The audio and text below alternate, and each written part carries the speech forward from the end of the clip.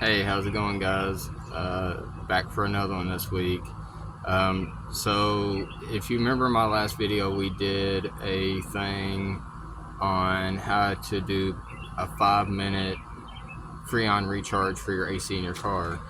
After doing that video, I got a couple of comments, questions, and I responded to them, but I think I want to do more of a in-person, personal type thing where I can explain it a little bit better to you guys. So let me see if I can flip this camera. There we go. So this is the one that I used last week. This was the Avalanche Ultimate R134A recharging system, and one of the questions that I received on it was the hose. How do you know if does it still have air in it, or CO2 or whatever, once the can is empty? And the answer to that is maybe. It really depends on how much of this you actually get out of the can. Now, if you completely empty this can all the way out of CO2 and Freon at the same time, then once you unscrew this lid, then there shouldn't be anything left inside of this hose here. But I also wanted to show you a secondary option for if you don't want to, pay for the price of this can, which was another comment I got. I think some people might have got confused on the cost of this. You can buy just this setup right here with the hose, with this whole thing comes as one unit. I think I paid 35 or 40 bucks for this whole little deal. It comes with the little smart clips, with the gauge and the hose and the can. The whole deal come as one setup for 35-40 bucks, something like that. Now with the rest of it, with the multimeter and all that, you can get that multimeter for like 35-40 bucks. You don't have to have that multimeter. You can get different temperature gauges if you feel like you need something like that.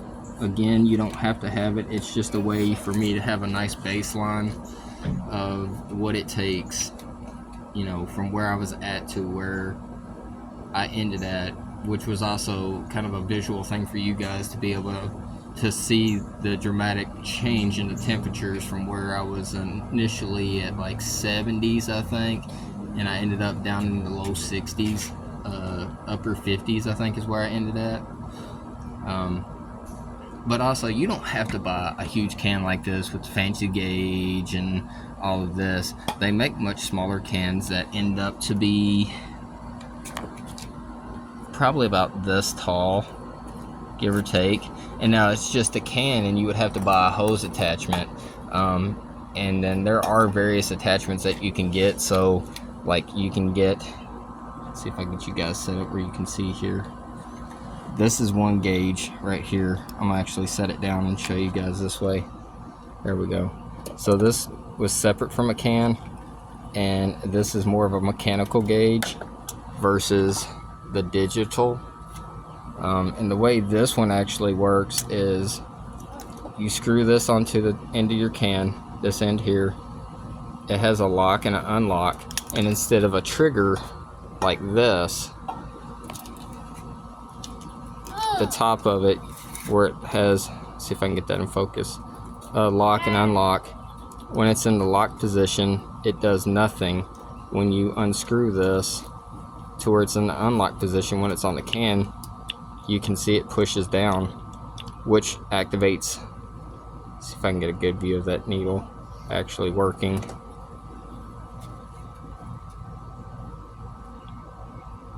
See the needle activating, and that's what would activate the top of the can. The end of it is still the same, still a quick release. They're all going to be quick release. The only difference is this one, you want to be somewhere in the green. Blue is cold, green is the coldest, red is you're in a a danger zone, like you're at risk of overcharging. When I was using this gauge, I keep it somewhere between the 276 and the 345. You can get that gauge for 10 or 15 bucks, and then you can get a small can of Freon. It's about the size of a Coke can for another, depending on where you go, somewhere between 20 and 30 bucks. But for that, you might as well just go with that and spend the 40 bucks and be done with it. And then you, like I said, you can always, once this can is empty, you unscrew the whole top of this, and then you can save it for your next can. And this attaches to large cans or even the smaller cans. Anyway, I kind of hope that clears that up for you. Now, the main thing I wanted to do this week that I wanted to talk about and kind of do some stuff on, I did a video a while back, and I said eventually we would get to it. We're going to be doing some different stuff to it as we go on. I'll change some stuff, might put some stuff back on. I'm just kind of filling it out.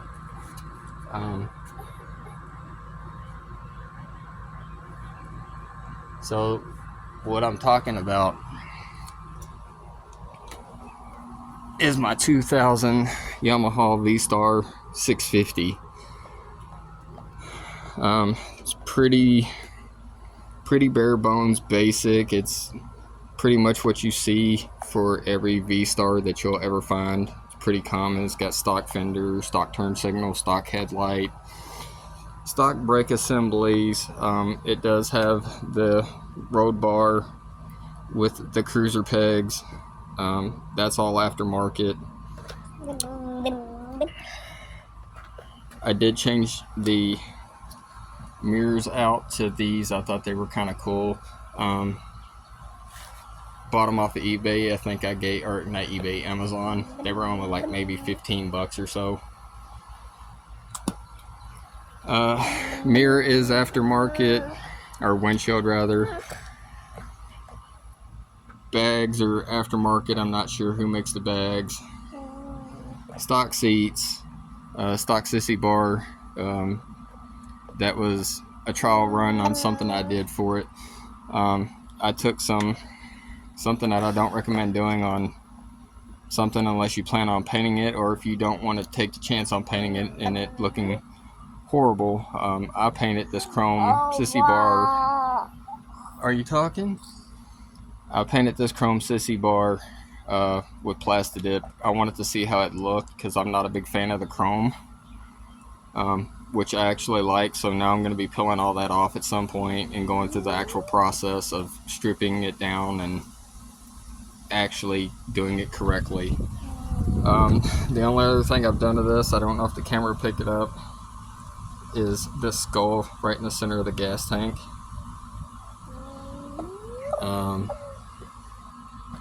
It's kind of what I originally thought was like a high miles bike, but it's really not. It's 50,000 plus miles on it, which initially I thought was like high miles for this, but actually I took my actual riding test today to get my license. I've been riding on a permit for a little bit, and there was a guy that showed up with the exact same bike, same color, same engine, same everything, except he had a different windshield.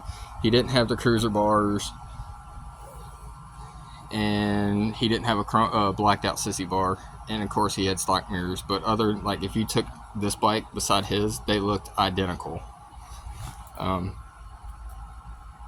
And so I want to change a lot of things on this bike now that I've passed my rider's test today, and so I want it to kind of stand out in a parking lot. I think I have a general idea of what I want to go with it. I want to not really lighten it, but take stuff off it's not necessary to the actual bike.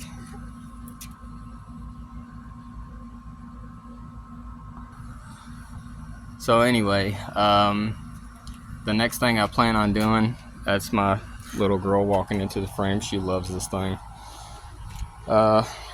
I've taken a windshield off before. I'm not really used to riding without a windshield, so it was a different experience. I now have a helmet that will allow me to do that, so the windshield's probably coming back off,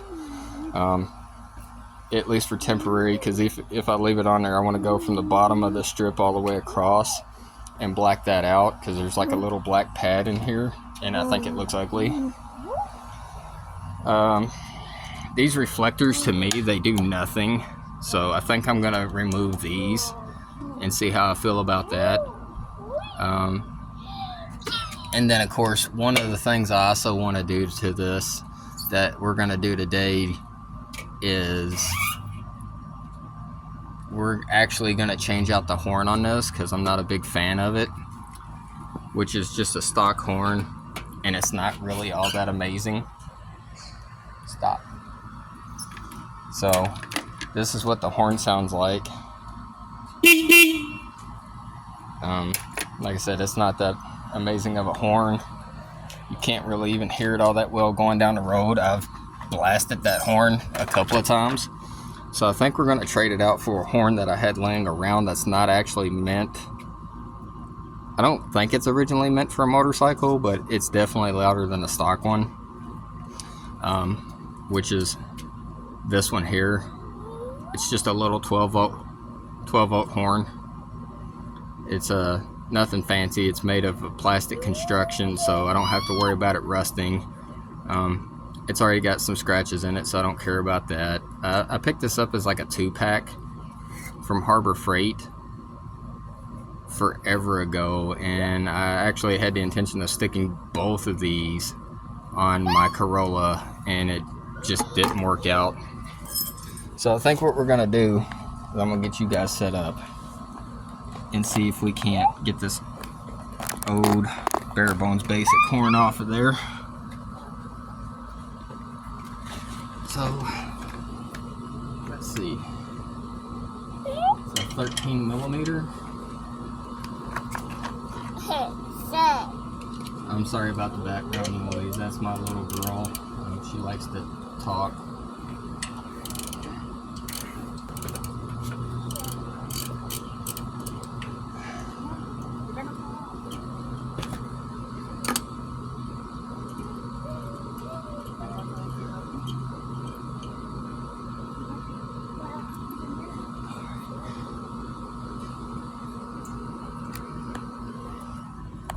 So now that I've got it off the bracket, there's a 2-wire setup.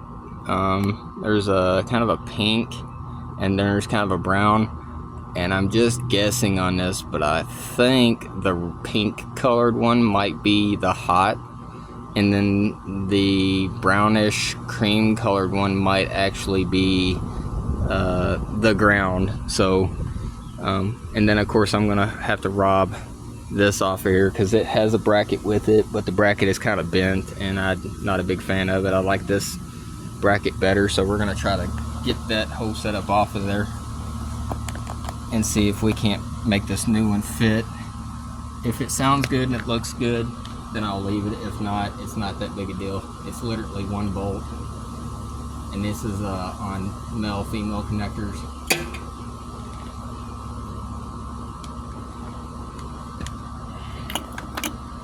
So I had this rigged up forever ago, because I had the intent of putting it on the Corolla, and I heat shrunk it, just temporary rigging it just to see how I'd like it with the configuration. And so since it didn't work out, I'm going to cut this old stuff off of here. So I'm just going to temporarily set these up to see if I wired that up right.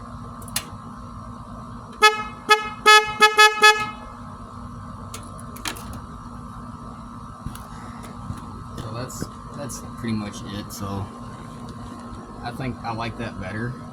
So now we know that that goes there and that goes there.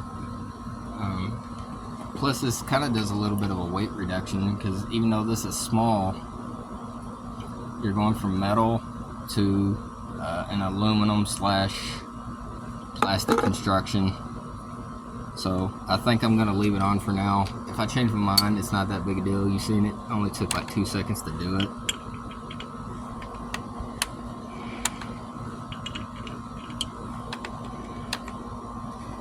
I'm guessing this is gonna be the one size I may or may not have. Let's see, 10 millimeter. Perfect.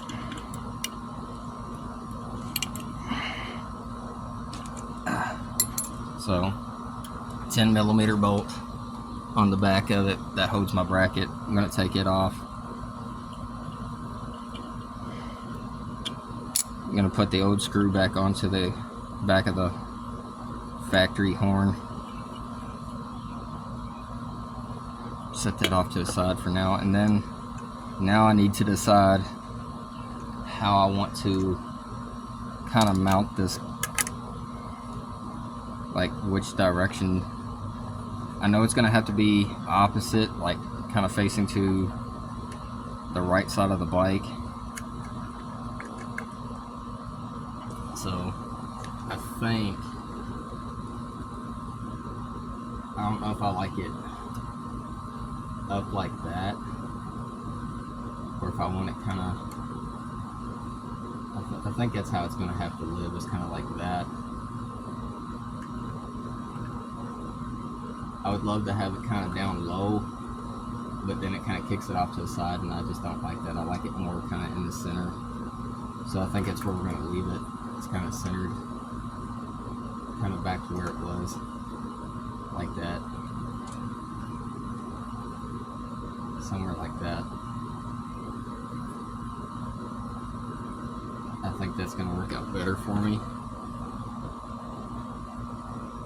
And then just to kind of mock it up, I think I'll just throw a bolt in it real fast just to see. That way I can kind of play around with angles and positions and see where it makes the most sense to me. And that's what I like about like the vstar setups, is they're so simple. Like you can just bolt and unbolt, put stuff back, it's not that big a deal. I do have this one, but it's actually, I would love to have that back more. Kind of like almost set into the frame, I guess.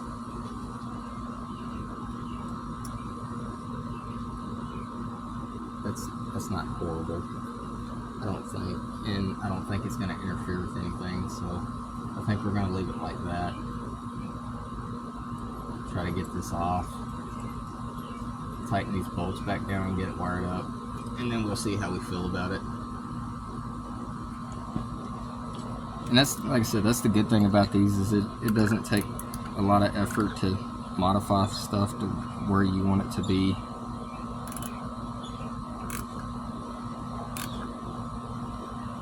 And if you don't like it, you can always change it back. So I believe I determined that was there. And before I get too crazy, I'm going to retry it one more time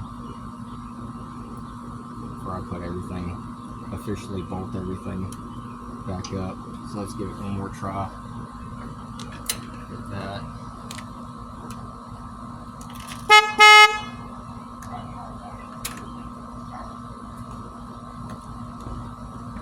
So now we know we got it where we want it. It's all wired up. Now we can put our frame bolt back in. And the one thing I can always say about whether it's a car or a bike or anything, even if it's something as simple as doing something like this where you're changing a horn, don't throw your old stuff away, because you might change your mind. You might not like how it looks, you might not like how it sounds. That's a little too long. And then of course, I think even once I get it kind of installed, I think I'm going to pull it back off and actually paint it. Like I said, I'm not a fan of chrome, and I think blacked out would look so much better on that.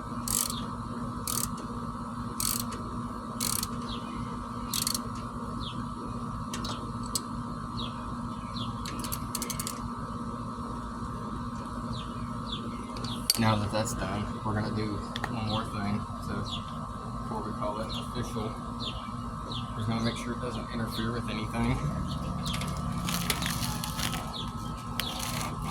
No, it's not interfering with anything for me as far as turning or anything. It is a little bigger. It does kind of stand out. I think that'll work out a lot better once it's officially, like once I take it off and paint it black. And then, like I said, one more thing I want to try to do is I want to take these reflectors off. I'm not a fan of them. I don't think they really serve a purpose. I mean, if you're looking for a reflector to kind of save you on a motorcycle, then you've got other concerns anyway. And I think it's just something that's not needed. But like I said, I'll keep all these parts, kind of see how I feel. I'm not 100% on that horn. I think I'm gonna paint it, see how that works out. And then I'm also thinking,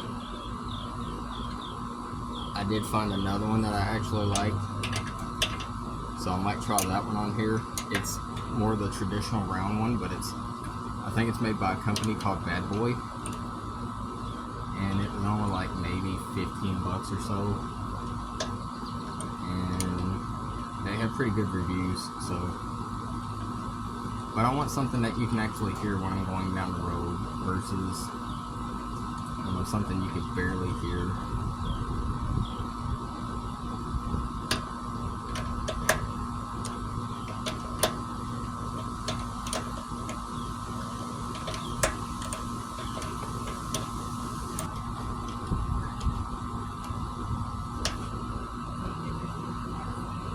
This would be so much quicker with a socket, but the socket doesn't want to seem to play. Let's give her a shot now. We got her loose.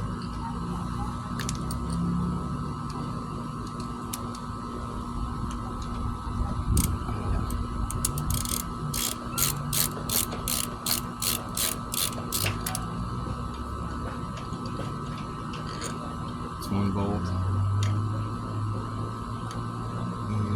Top one still doesn't want to kind of play nice. So, oh, there we go.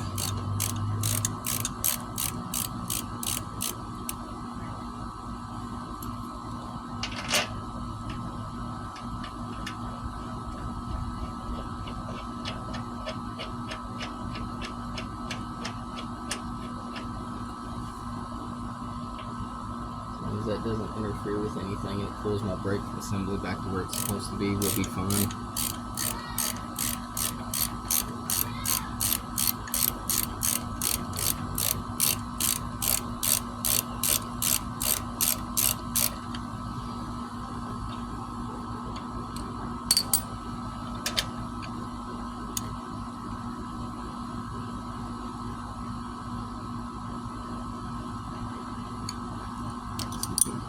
Back just a little bit.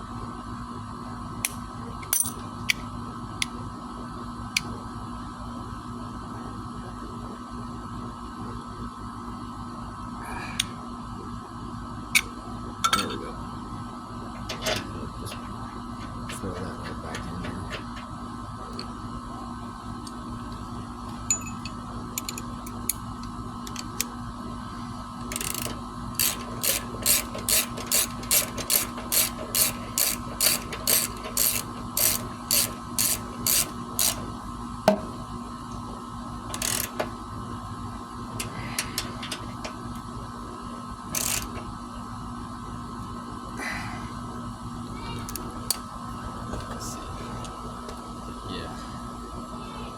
That a lot better.